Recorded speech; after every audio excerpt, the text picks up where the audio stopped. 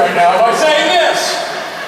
Good people of New Jersey and all the surrounding boroughs and counties, big welcome to Mr. Jensen and NJcon.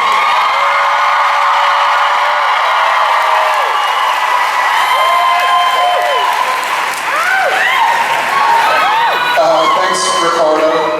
You're welcome. Hi, guys. I don't know if I'll ever... New Jersey! New Jersey. I don't know if I'll ever have this... I'm trying to, like, save these into my database, my brain database. Well, give me a second. It's really cool to say hi, y'all, and people scream. Let me give it a shot again. Hi, y'all.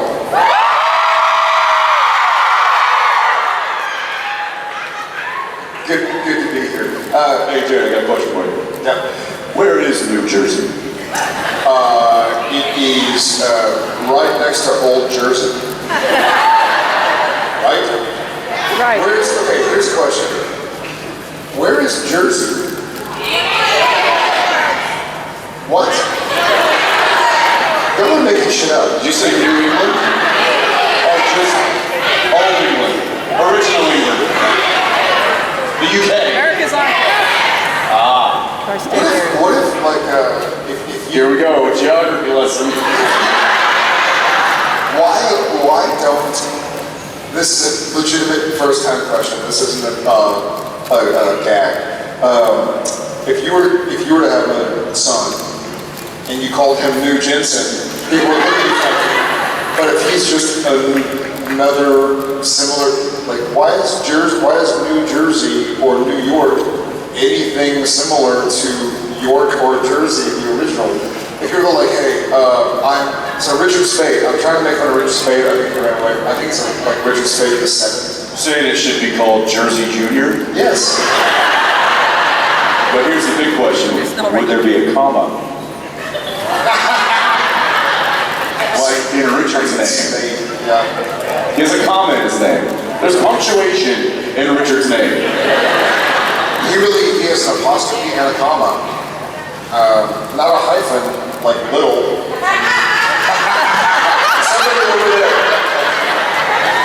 Sorry, you got it. Thank God he didn't like continue that tradition with his sons, because it would have been Richard Spade, T-H-E, the third. T-H-E apostrophe Richard Spade Jr. the third.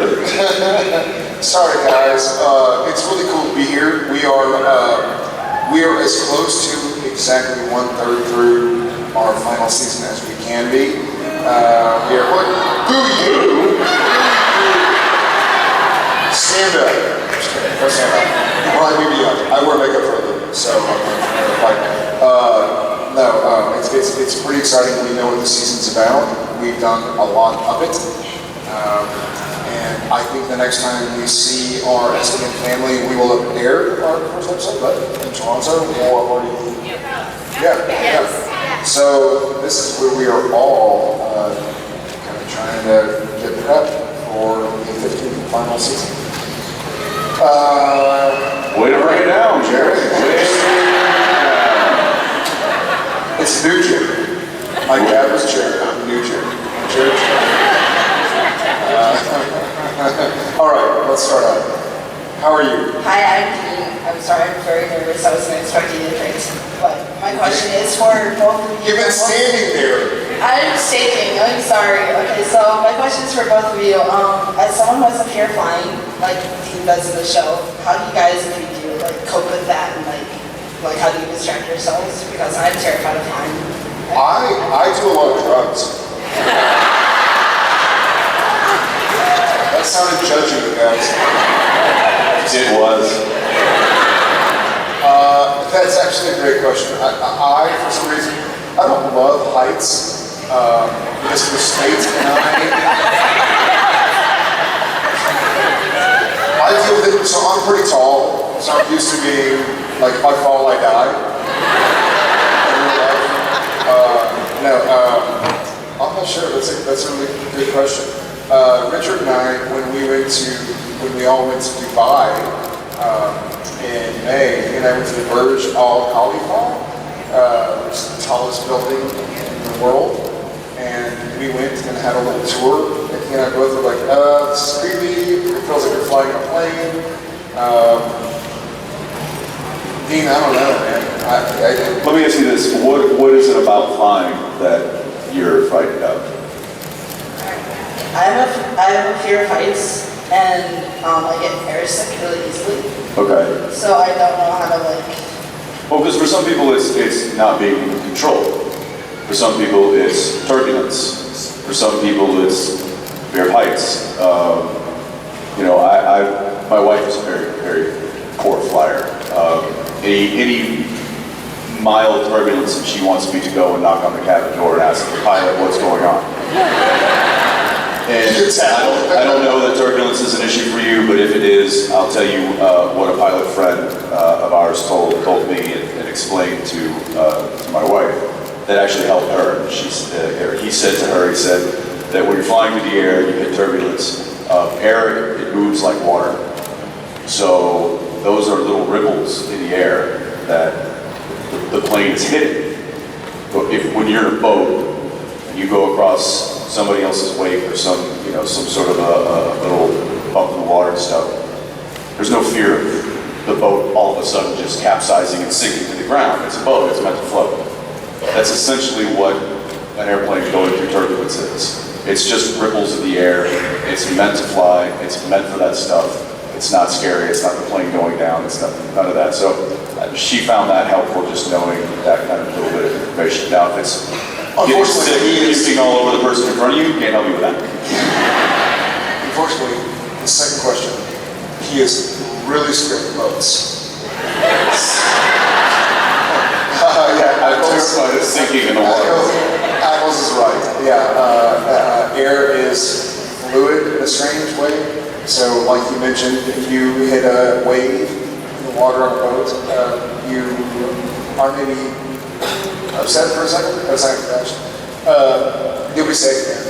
I'm gonna send my. The odds of something happening to you on a plane are far less than something to happen to you in a car. More people die at supernatural conventions.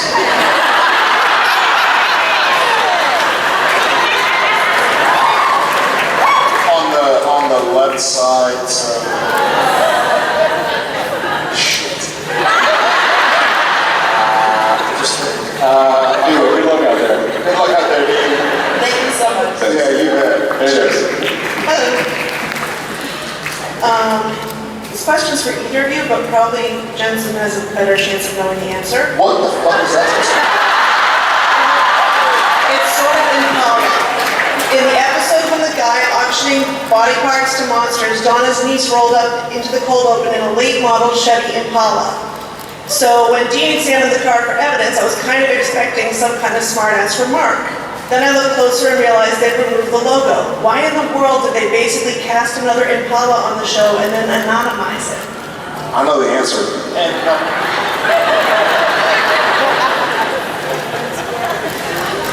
Yeah. Jared Barodi. If my memory serves me correctly, I believe it didn't have it. I believe that the car it came there without its emblem. So that's it. Finding one and slapping it on was a little more difficult than anticipated. So it just went without. But it wasn't done because we had clearance from Chevrolet, obviously. So it wasn't like, oh well, we can't use that. We don't want to get sued for copyrights or whatever. I believe the car actually didn't have it. So. Thank you very much. Thank you. We're gonna run the first episode.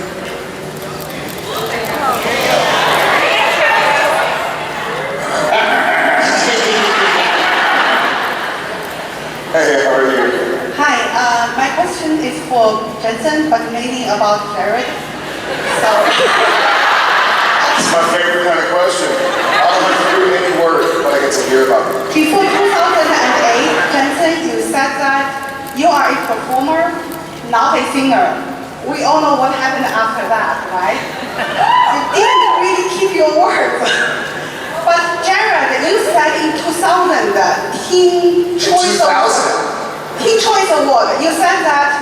You love to sing, but only in bathrooms. So my question is, for the last 10 years, Jensen, have you ever tried to make Jared sing with you? And if you did, when did you feel it's hopeless and stop?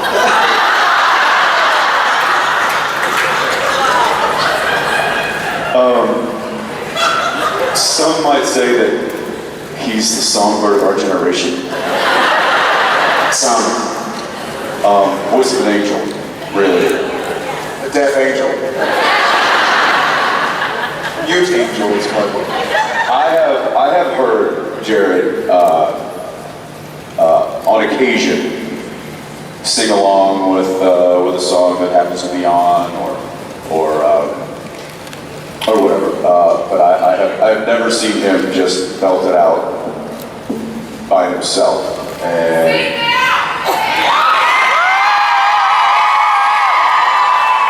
yes, sing now.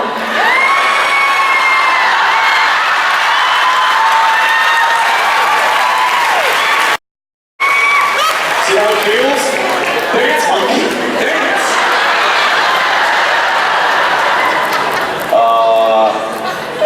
Yeah, I don't know, that might be a longer road of working on him to come out of the bathroom.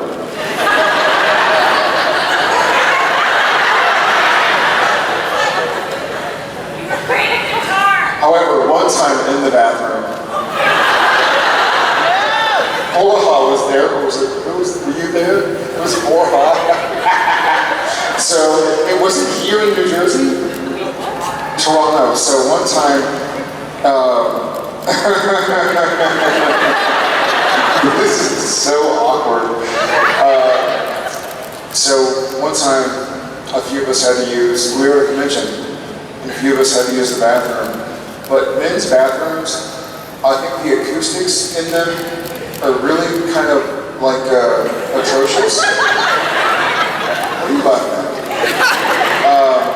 And so it occurred to me while using the bathroom that it would make us all feel a little more comfortable with accompaniment. So I did throw on the final countdown on my phone. The final countdown. Everybody started laughing. It was like, the final countdown. And then you hear like flushing and laughing. And finally I snuck out. I was like, oh, no one's here. Great. I climbed through the ceiling tiles. Good story. I do happen to know that if any Pearl Jam song begins to play, that he does lose muscle control and the ability not to sing. I'm just saying. Challenge sent. Come on! Thank you for your question. Thank you very much. Good to see you. Hi. Hi.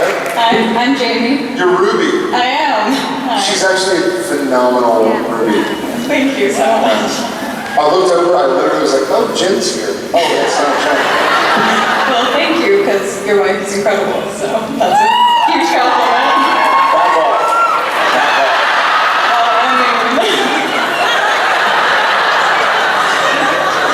So my question is, so we've seen Marco Kane, Dean, and what that sort of did to his inhibitions, and we've seen Soulless Sam and how that affected him. So what would a soulless Dean look like and a Marco Kane sound?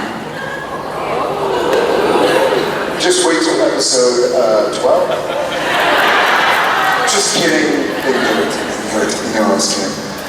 Great question, Jamie. I think that's really difficult to answer. It's a great question. I feel like a Mark of Cain Sam would be something similar to, well, not even really. I feel like Mark of Cain was pretty evil. I don't think I've ever had the chance to play like an evil version of Sam. I've been soulless, I've been Lucifer, I guess he's evil. But he was kind of a calm evil.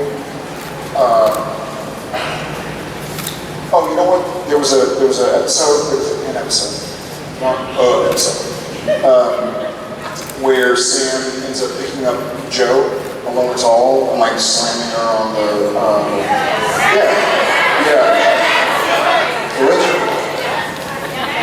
what was it called?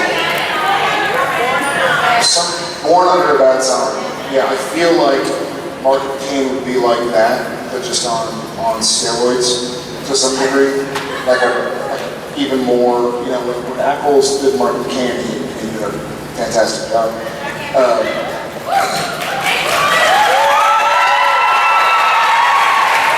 And, you know, he would stab me in the leg, and I was cool with it. I was like, it's good, makes sense. He told it's one of the funny things about Supernatural, the last 300, what are we at now? 315 episodes? I stopped counting after 25. Is Supernatural, the show, has kind of tried to toe the line between fantastical and supernatural and reality. And so I don't think we ever would have gotten to the point where Sam and or Dean were too kind of crazy and lascivious and evil. So I feel like Mark and Sam would be just a little bit meaner than Born Under a Bad Sign. What about Soulless Dean? Soulless Dean. There might be hot.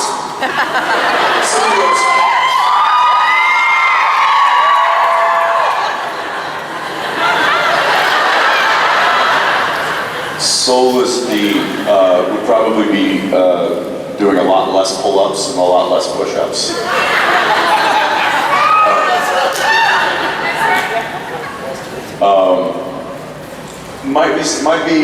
There might be a lot of similar flavors to Demon Dean.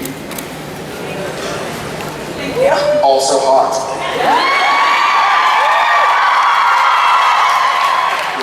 Temperature-wise, it was really hot the shooting Demon Dean. It was summertime and it was a lot of sweat. Thank you, Ruby. Jamie. Thank you so much. Well done. How you doing? How are you, brother? I'm great. My question to both of you is, what was your reaction when you found out you were reunited with Jeffrey Dean Morgan last season? Was it something that was spontaneous, or was it something that was being planned for a long time? My recollection, I'll start this off. My recollection is that we had kept in touch for years and had been fighting for it. And he had been expressing that he wanted to come back and see the family. But he had done some smaller shows called like Great Anatomy or something. Great Anatomies. And then the Strolling Deceased or something. They didn't last very long. He had been really busy, becoming a movie star. Strolling Deceased. You're welcome. You can borrow it. I feel like it's like The Walking Dead, except their hands are in their pockets.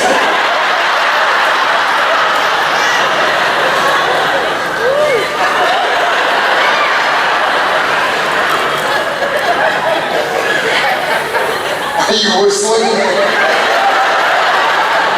Whistle while we hibernate. That's the spin-off. Stay tuned for the Strolling Deceased. He just strolled right into my house and I didn't know what to do! He was deceased.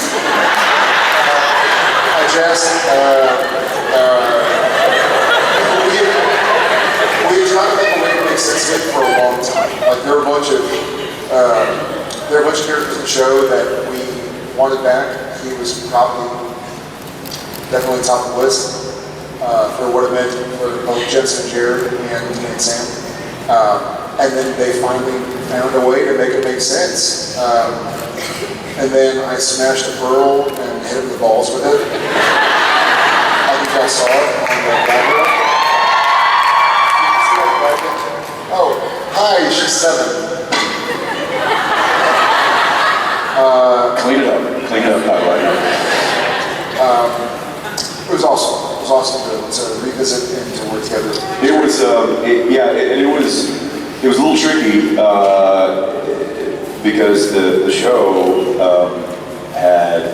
had gone ahead and written the idea with the knowledge, knowing that he had a lot of interest in wanting to come back.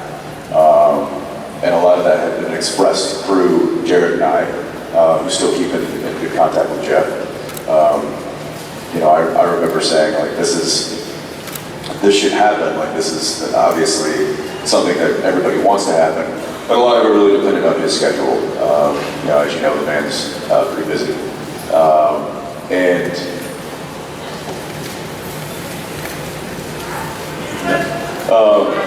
Just a little insider information, insider trading there. So I guess they reached out to his people, and they just flat out were like, nope, not interested. And I don't think they understood that Jeff was interested. You know, a lot of times the agents, the managers, and the lawyers and stuff, they are a barrier for good reason. It didn't work for good this particular time. And so when the show kind of got shut down,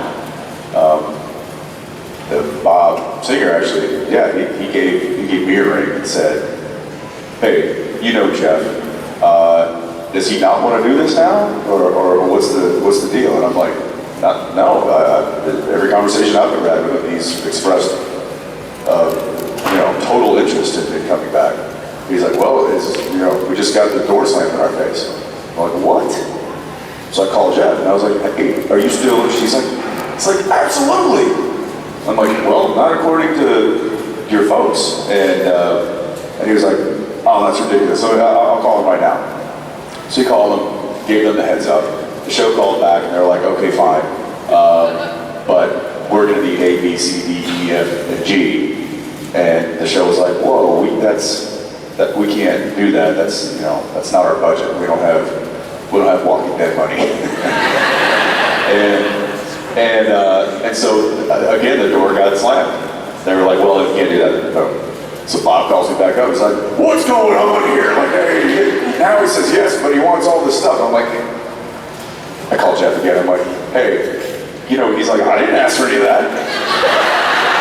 I'm like, well, you gotta get your representation in line because they're asking for the moon and the stars. He's like, no. He's like, I come do it for nothing. And all of a sudden I'm like, am I the agent here? And where's my 10%? So I call Bob back and I'm like, no, they're full of it. Don't listen to them. Jeff wants to do it. He's cool. And I mean, it came down to like days before he was supposed to show up because there was a scheduled thing. So we earmarked him for a certain week, and then that week was coming up, and then all of a sudden his people were like, he's not available. And we're like, what? So again, I got on the horn with Jeff, and I'm like, hey dude, what's the deal? The second night, he's like, no, I'm totally available. Look, I'm just gonna come in and do the show. And sure enough, dude shows up on the day, ready to go.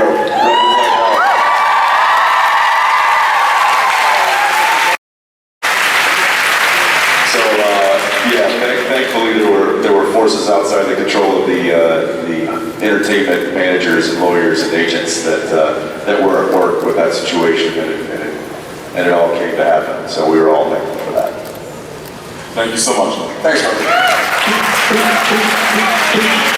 Hi and hi. Say hi to him, please, as well. Who's who? Hi, beautiful. Okay, so I know you guys are emotionally attached to your characters after all this time. What do you do if you come across the script where you just feel like, okay, they wouldn't really do that or say that? Or is that just not an option? You don't deal with the writers, you just suck it up and read lines? You mean we like something or don't like something? Don't. Oh, well, you know what? Great question, and that's happened for several years. And I think one of the reasons Supernatural has lasted so long is A, y'all forgive us and accept us and love us and keep watching. You know, when we falter and bolster us up back to where we were. But B, we have sort of a rule on set, and best idea wins. So if somebody's walking down the street and they're like, Matt, you should say this, they're like, damn, they were right, you know, and so we're trying to all of us are trying to serve the story. So there have been times where and I think Ackles told the story one time, famously, where we were reading a scene and I was reading Sam's lines. I was like rehearsing in his trailer, and he was reading Dean's lines, and then one of us was like, hey, why don't you read Sam's lines, I'll read Dean's lines, and let's You did, you said it. You were like, hey, go with me on a journey here. Have a seat. Cup of tea. Whoever it was, we were probably both thinking it, so I think he then read Sam's lines As Dean. And then he read all of Dean's lines as Sam. Yeah, right. And all of a sudden it just was like, that now makes sense. We gotta talk to Bob Singer, who was directing. So like, Bob, we have an idea. He's like, great, can't wait, I bet it's good. And so we brought him into Ackles' trailer, and I read Dean's lines as Sam, and Ackles read Sam's lines as Dean. And Bob was like, yeah, you're right, all right. I'm like, he let me, It's like, that's it. All right, we'll shoot it that way then. But yes, I'd say that there is,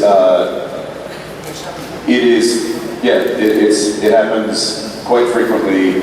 Not that we're reading stuff and we're like, oh, my character would never say that, I'm just going to change it.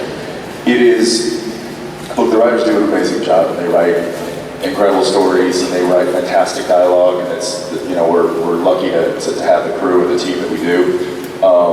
But there's a very great relationship that we have with the writers, and that is based on trust.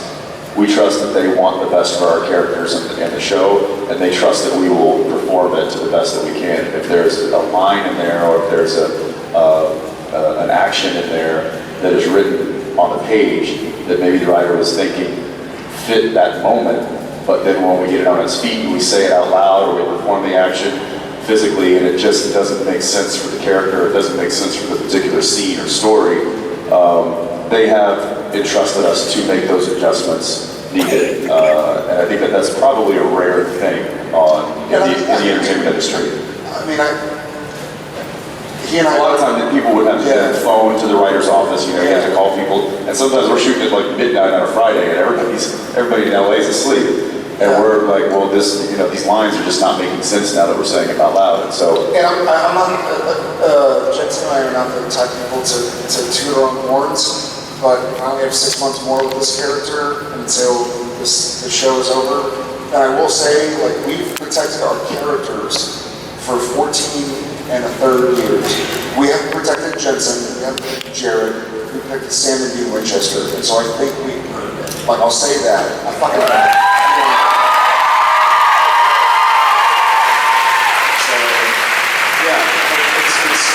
It's wonderful. They know that we know the show. We know. You think I wanted to scream like that when that cat jumped out of my pocket? That did not serve Jensen at all. But it served the story and it served the show, and I did it. Steve, what did you do for you?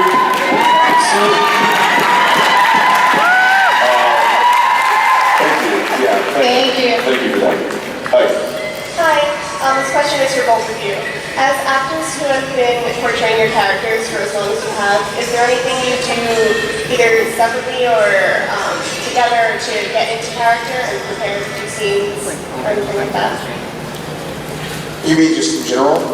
Yeah, just in general, like do you exercise, do you listen to music? I have a very specific method. I really do. I've had it since before Supernatural. I memorize. So I read the scripts over and over and over and over and over again.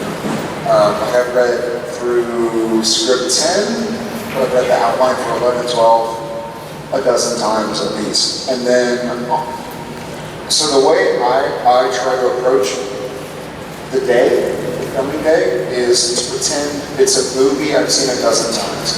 Like we all have those movies or TV shows or songs where you know the next verse, the next scene, the next line, the next word.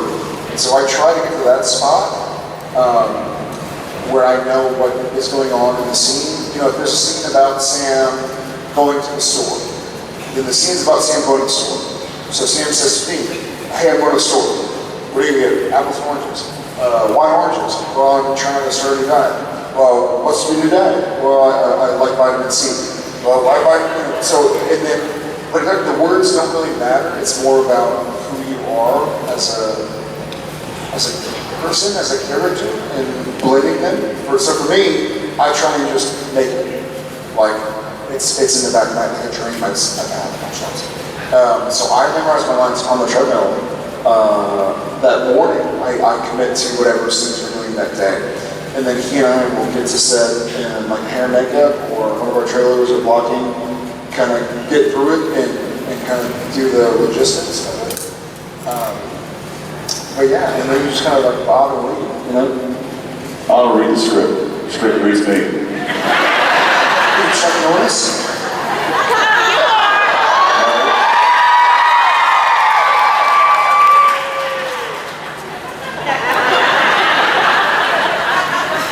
Oh, the jokes are flying on set. I'm actually the opposite of that. I will read the script one time, but I will read it very, very slowly. A lot of times I'll go back and I'll read one line 3 or 4 or 5, 6, 7 times until I figure out the way that I think it makes sense to me. Then I'll move on, and so it'll take me, 40, 45 page script is usually what we have. I'll spend an hour and a half reading it, and that's just because I'm not reading, I'm studying it, but I'll only do it once. And then, so I have the idea that just gets locked in there. And then when I show up on set, then, like he said, we'll read the lines a few times, and then we'll go in and perform them. And for me, it leaves me available to allow for happy accidents and all of the little things to kind of present themselves in the scene. Because a lot of times if I'm reading it, I'm studying it over and over and over, and I've seen this happen with guest stars that will come on. They'll read the lines in the mirror so much that they've locked in exactly how they want to say this word, exactly how they want to say this line. And no matter what the person is doing opposite them, or how they're delivering their lines that would change the way that they would deliver their lines, they're still saying it exactly the way. So they're not really even listening to me. They're just waiting for me to stop talking so that they can deliver their performance. But that wouldn't make sense, because what happens if I'm delivering a different performance than they had in their head? It's what they were reacting to. So in my mind, overstep. He does it a different way. I'm not saying that he does this, but if you overdo it and you lock yourself into that, it can be damaging, I think. It just doesn't leave yourself available for the creativity that happens. The flexibility. We've had several times in the last 14 years where we will do a scene with a new guest star, and it'll be our coverage. So Dean is saying this, Sam is saying that, and the guest star is saying their lines. And then we'll turn around and they are worse. I'm not kidding, that worked fine. And we'll look at each other like, shit, I wish they were just like going with the flow. Because there's some bit of like, they're saying the dialogue, but you can learn how to hit a forehand in tennis, but if you have to dive for it, you can't hit the same forehand. So it's more about flexibility and learning to bob and weave and learning to like dance a little bit. Like you can learn the moves, but then, hey, this person doesn't move the same way you thought they would. So I think he and I kind of really thrive when we let people bring out the best in us as actors while remaining true to Sam. Don't expect a bunch of fastballs. Be ready for a curve.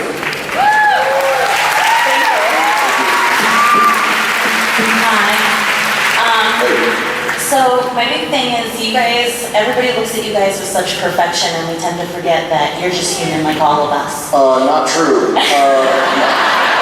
Okay, fair enough. What's your favorite curve?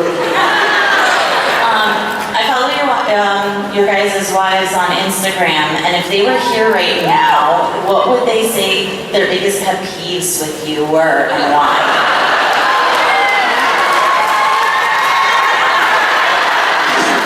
Jensen would love to answer this first. Oh, I've got my own pet peeves. Don't get me started.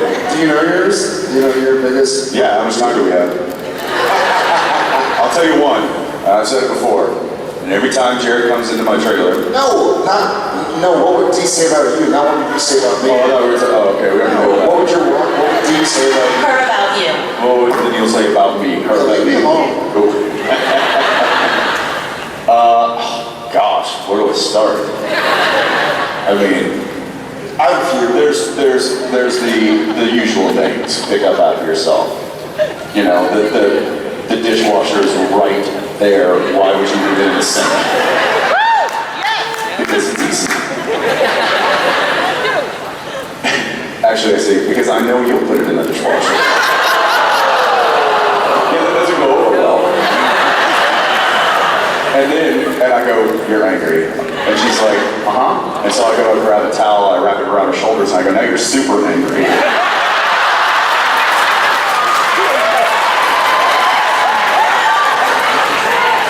It doesn't always work.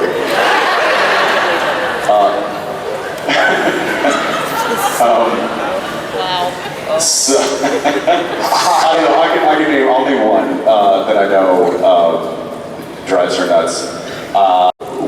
It's driving me nuts. It's driving me nuts. When a guy walks into a bar, there's a pirate sitting at the bar, and there's a steering wheel for a boat. What do you call it? A boat steering, a what? Yeah, y'all don't know either, fine. There's a boat steering wheel next to him, and the bartender says, a steering wheel? A ship's wheel. Alright, that's not that much better. it's hanging on his belt. The ship's is hanging on his belt, and the guy's like, what's up with the ship's wheel? And the pirate says, I don't know, but it's driving me nuts. That was my show! That was going to be my show! Yeah, but you were the guy in the red shot. That was going to be my show. Gosh.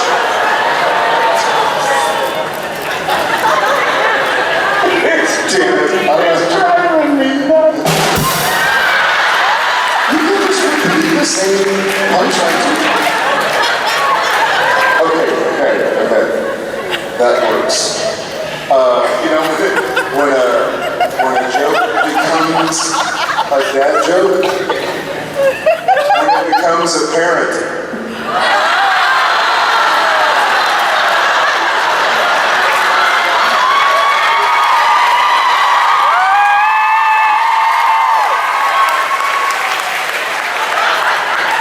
Why did the Scarecrow win an award?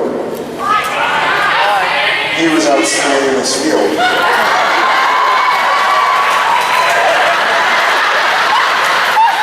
Outstanding. Why do melons have weddings? Because they cantaloupe.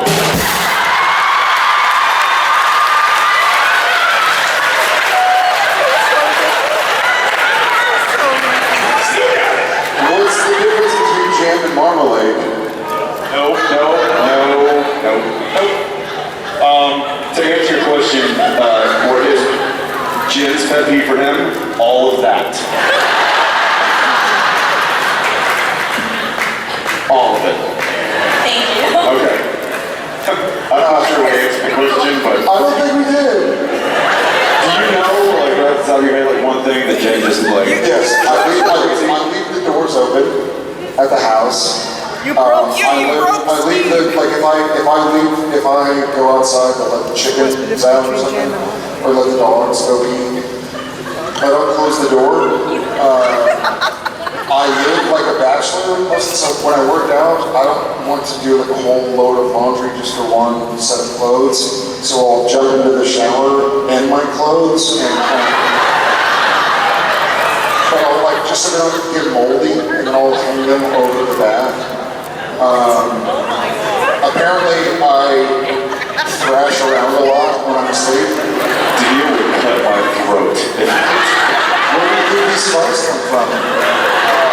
Yeah, I've got a lot of, I'm pretty, I'm like, but I can play Sam Winchester, so. Thank you for your question. You don't care about that. So, Thanks. Hi, I asked Jared this question earlier today, and he said he would be interested to see what you had to say, Jensen. But you can both respond too, because it's more of a reflection than a question. As when you started this journey all those years ago, I'm sure you could never have envisioned what it's become in terms of, this wild popularity. I do. And was there like a moment, or was it a growing awareness that, wow, this is really getting bigger and bigger, and how the heck did this happen? It's almost like a growing awareness, Jensen. Sorry. I'm sorry. It's a question. Yeah. I would say that it was something that happened little by little over time. It wasn't like we got a phone call and said, hey, guess what, you guys are a success. I think it was, we were for years and years, from season 1 to 2, 2 to 3, 3 to 4, even 4 to 5 and 5 to 6. We were always not sure if we were coming back for the next season. Now that doesn't mean that we hadn't done something that we were proud of. That doesn't mean that we didn't think that we had succeeded in what we had set out to do, because anybody that gets from one season to another season, that's a huge success. The odds are so stacked in your favor, or against you, to fail. I don't know what it is today, but I know that when we got on air in season 1 in 2005, there was like an 86% failure rate for new shows. It's probably more than that now. So just the fact that we got on the air was great, and the fact that we stayed on the air was asking even more on it. So I think it was little by little throughout the years when we kept coming back, and they moved us around in the schedule, in the lineup, in the week. And they put us in slots that were not favorable at all. And it was, some of these slots that we went to were where they put shows to die. And we didn't die. You guys kept us alive.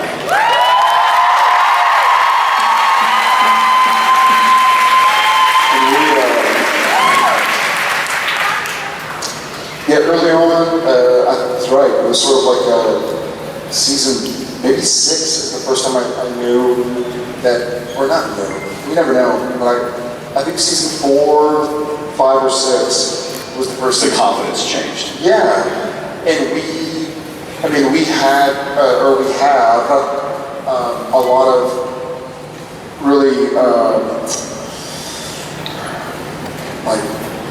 degrading pictures of our bosses, and so we knew they couldn't fire us.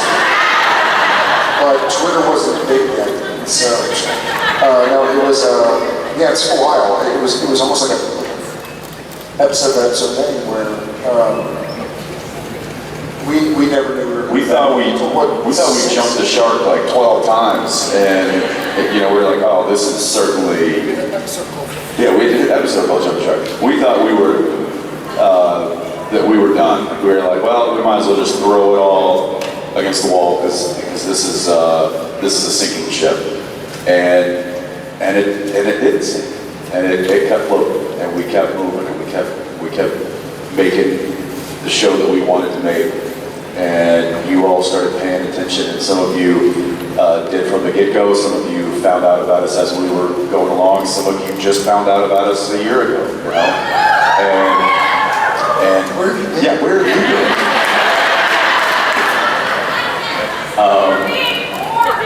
You weren't born. Got it.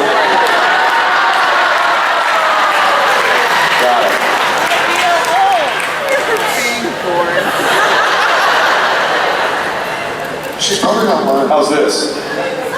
We were on Supernatural when the first iPhone came out.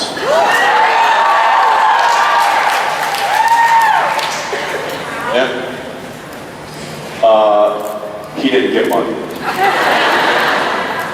He was such a BlackBerry, like, remember those guys? I had raised by the Palm Trio, Palm Centro, in the Razor. Y'all don't know what I'm talking about. 7 years old. Yeah, it's true. Anyway, it took us a long time before we were confident that we had another season coming. And a lot of that had to do with an incredible boss and a very dear friend, Mark Pedowitz. When he took over the network, he began giving us a lot of love and a lot of support and became a champion for us. And having that, I think, really propelled us to where we are today. So thank him and thank you. Thank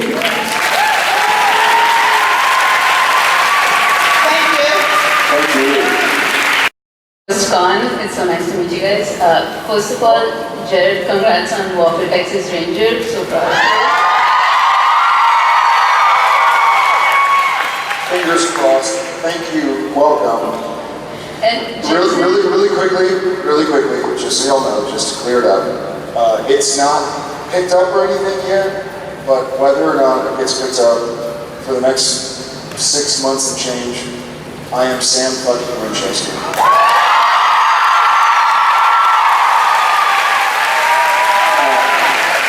I hope it does go, but there's no chance I won't give Sam Winchester and Supernatural and this dude every ounce of my commitment that I have for the last 14.5 years.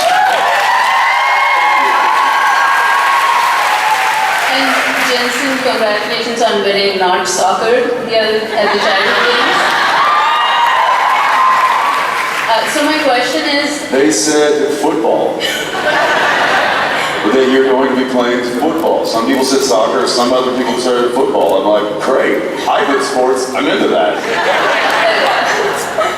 so my question is, I've been rewatching the series preparing for season 15, and there are a lot of parallels between Sam and Dean and Michael and Lucifer and Cain and Abel, and they do a lot of parallels amazingly. What is your favorite parallel so far? I think the Cain bit was a lot of fun. We talked about it earlier, actually. The Monkey King bit for me was a good time. What do you mean, like, what was the best to act, or what was the best to, what do you mean?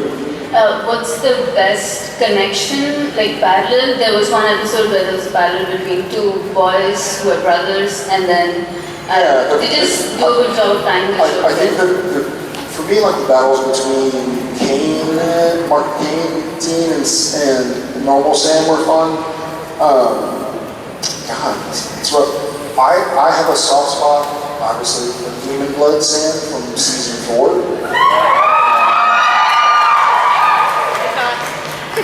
He was hot.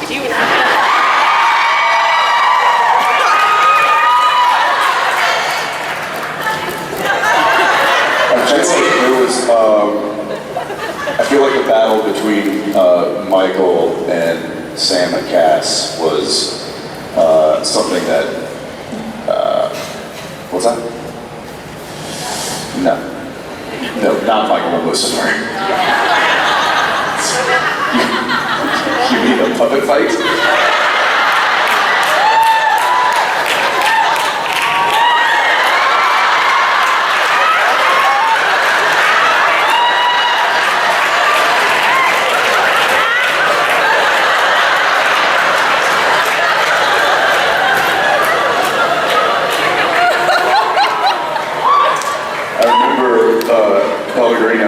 While we're hoisted 15 feet in the air, hanging like some idiot puppets, we were like holding on to like each other's arms, and he just looked at me and goes, "It's come to this."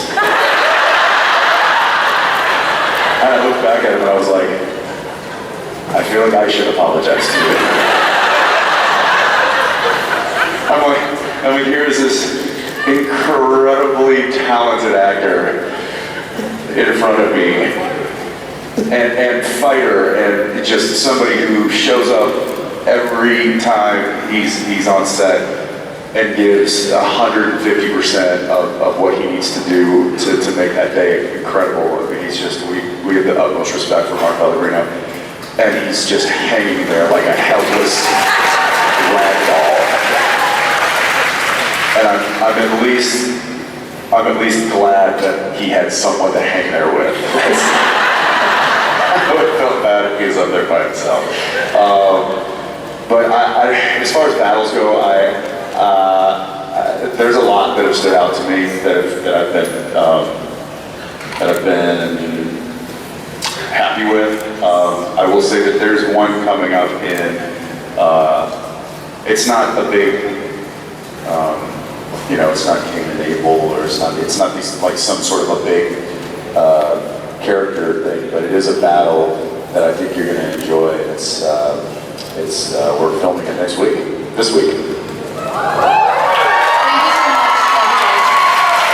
Thank you. Welcome. Hi. My question is, if there could be a supernatural movie after the show ends, what would you want to see the plot line be about?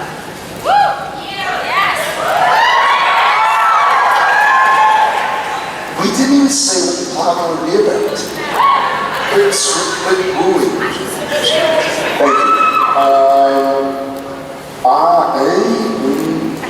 I'm going to try to be very strategic because Jensen and I know how the show wraps up. 13 episodes. Yeah, now you're not wooing.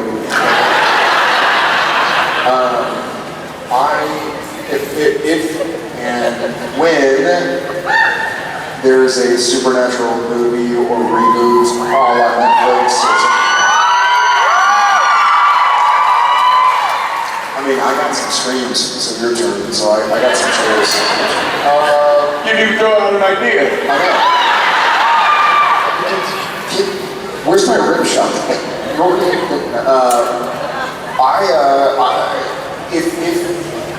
If Supernatural gets the opportunity to come back, either on the CW or Netflix or however, whatever we air on, or could air on, I hope it's about Sam and Eve trying to make the world a better place.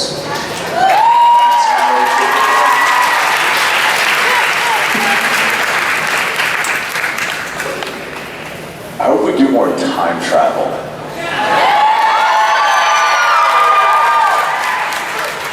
I do too.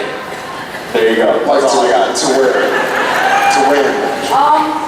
I was thinking maybe the 90s. That would be fun.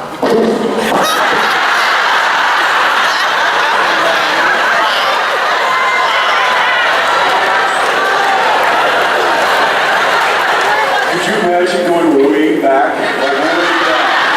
Way back to 92? When were you born? 2004?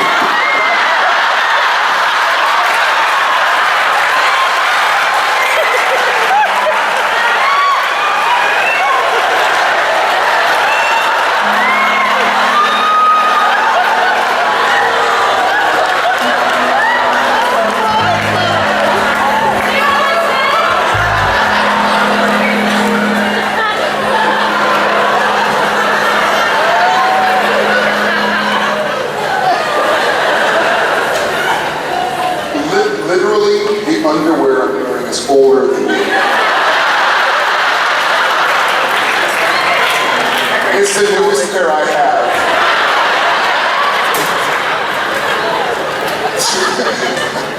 We should go way back to the 90s. Thank you, you're a sweetheart.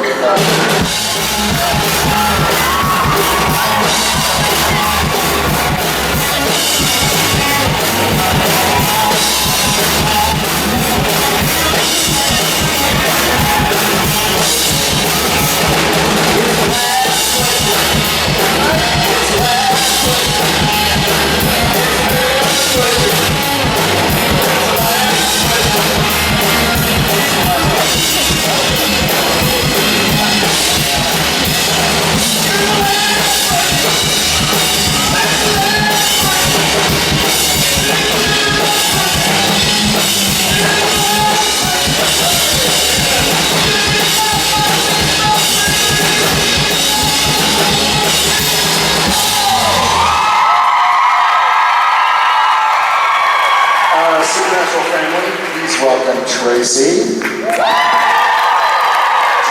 so how do you estimate family? Hello, great. I gotta know that. Where are you from? Boston area. Boston. Okay. All right, calm down. Calm down. All right, Tracy, so you are our last question. You heard the song, so it better be really good. It better be directed towards Jensen, because I don't like answering questions. Just kidding. That's a lot of pressure. If all the monsters on the show were real, which one would you guys be the most afraid of? Most afraid of? Well, what's that? The clowns. Clowns. If all monsters were real, well, I will say,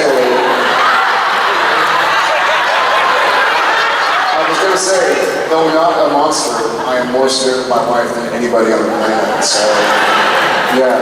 That's the way water's won. So, I think, honestly, outside of the wife thing, I would probably say shapeshifter, because you never know, you know? You are, yeah. Are you Jen? Are you my wife? Whoa, let me see her. She's married. She's Jen. Apples? I don't know. Like there's some good ones out there, but the ones that creeped me out, I still remember this, was the changelings. The little kids with the mouth with the nope. Sometimes I look at my kids and I'm like, I'm watching it. Don't open your mouth and all of a sudden there's a table saw in there. Yeah, that freaked me right out. Yeah, vampires, whatever, you know, and werewolves. Yeah, rabies. Zombies. Whatever. Little kids with buzzsaws in their mouth? Nothing.